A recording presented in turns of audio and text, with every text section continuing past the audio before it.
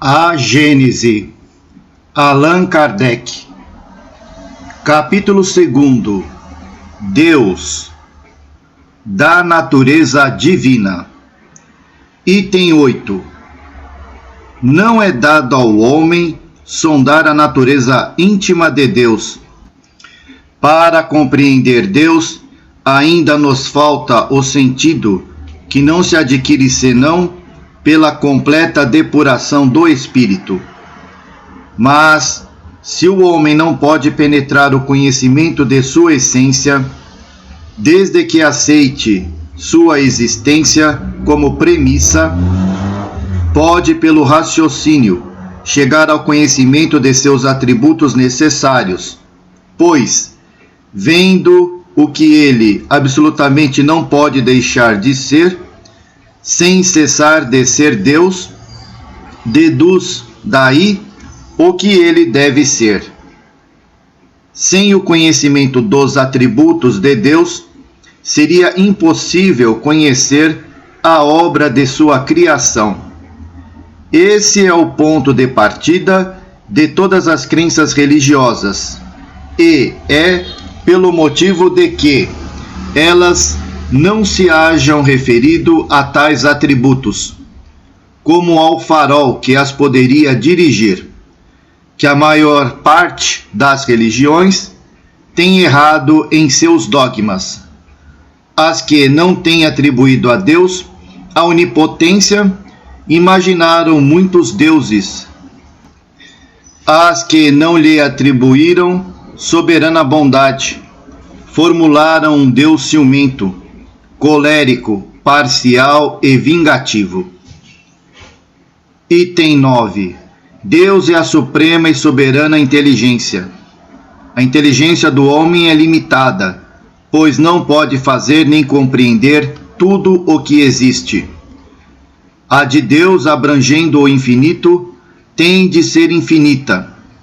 Se a supuséssemos limitada num ponto qualquer, seria possível conceber um ente ainda mais inteligente, capaz de compreender e de fazer o que o outro não faria, e assim por diante até o infinito.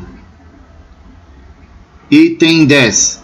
Deus é eterno, o que equivale a dizer que não teve começo e não terá fim. Tivesse tido um começo, teria saído do nada. Ora, não sendo nada coisa alguma, coisa nenhuma pode produzir, ou então teria sido criado por outro ser anterior. Nesse caso, este ser é que seria Deus. Se lhe supuséssemos um começo ou um fim, poderíamos conceber um ser que teria existido antes dele ou o qual poderia existir depois dele, e assim por diante até o infinito. Item 11. Deus é imutável. Caso fosse sujeito a mudanças, as leis que regem o universo não teriam estabilidade alguma. Item 12. Deus é imaterial, isto é, sua natureza difere de tudo o que denominamos matéria. De outra forma, ele não seria imutável, pois seria sujeito às transformações da matéria. Deus não tem forma perceptível pelos nossos sentidos, sem o que seria matéria. Dizemos a mão de Deus, o olho de Deus, a boca de Deus, porque o homem que não conhece senão a si mesmo, toma a si por termo de comparação de tudo o que não compreende. Estas imagens, nas quais Deus é representado pela figura de um velho com barbas compridas, são ridículas. Elas têm o inconveniente de rebaixar o Ser Supremo às mesquinhas proporções da humanidade. Daí vai um passo o emprestar-lhe as paixões da humanidade, ou conceber um Deus colérico e ciumento. Item 13. Deus é todo-poderoso. Não tivesse a onipotência, seria possível conceber um ser mais poderoso, e assim por diante, até que se encontrasse o ente que nenhum outro pudesse ultrapassar em poder, e este é que seria Deus. Item 14. Deus é soberanamente justo e bom. A sabedoria providencial das leis divinas se revela nas menores coisas, assim como nas maiores, e essa sabedoria não permite duvidar de sua justiça ou de sua bondade. O infinito de uma qualidade exclui a possibilidade da existência de uma qualidade contrária que a diminuísse ou anulasse. Um ente infinitamente bom não poderia conter a mínima parcela de maldade, assim como um ser infinitamente mau não poderia ter a menor parcela de bondade. Do mesmo modo, um objeto não pode ser um negro absoluto, se tiver a mais ligeira nuance de branco, assim como não pode ser um branco absoluto com a menor mancha preta. Deus não poderia ser ao mesmo tempo bom e mau, pois então, não possuindo nenhuma de tais qualidades no grau máximo, não seria Deus. Todas as coisas seriam submetidas ao seu capricho, e não haveria estabilidade para nada.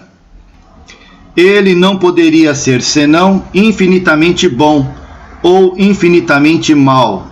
Ora, como suas obras testemunham sua sabedoria, sua bondade e sua solicitude, necessariamente se conclui que, não podendo ao mesmo tempo ser bom e mau, sem cessar de ser Deus, deve ser infinitamente bom.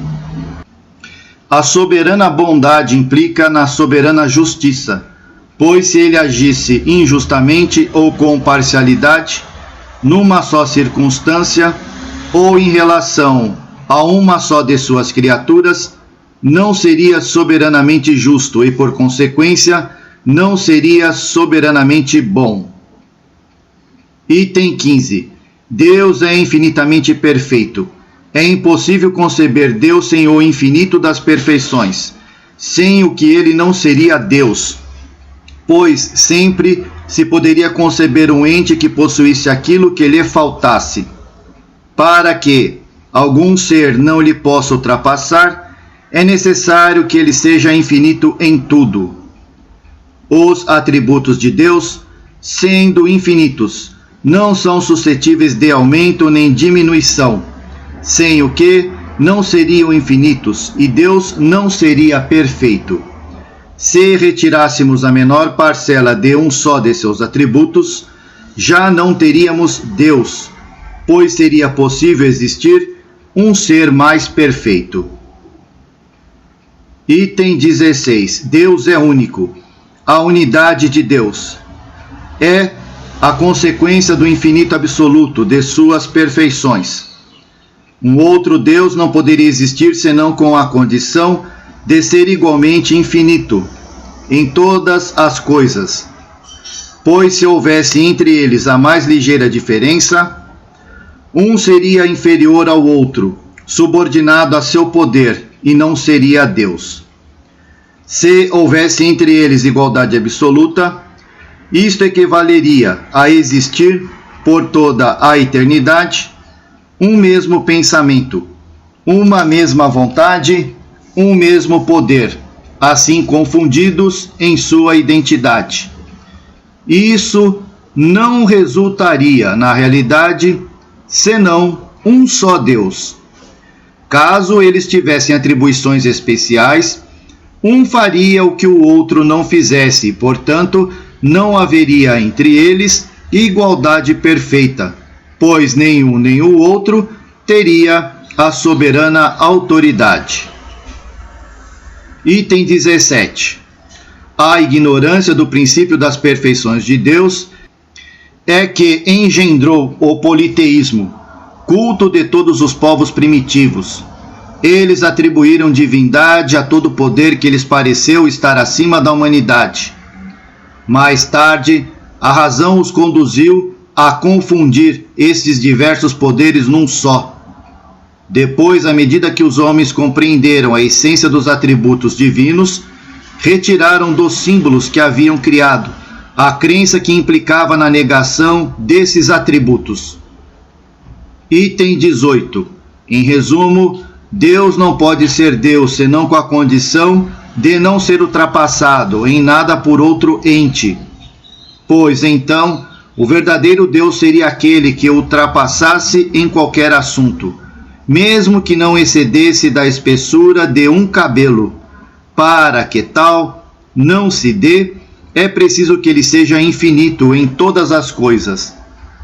É por esta forma que, constatando-se a existência de Deus pelas suas obras, chega-se a determinar os atributos que o caracterizam, mediante simples dedução lógica. Item 19. Deus é, pois, a suprema e soberana inteligência.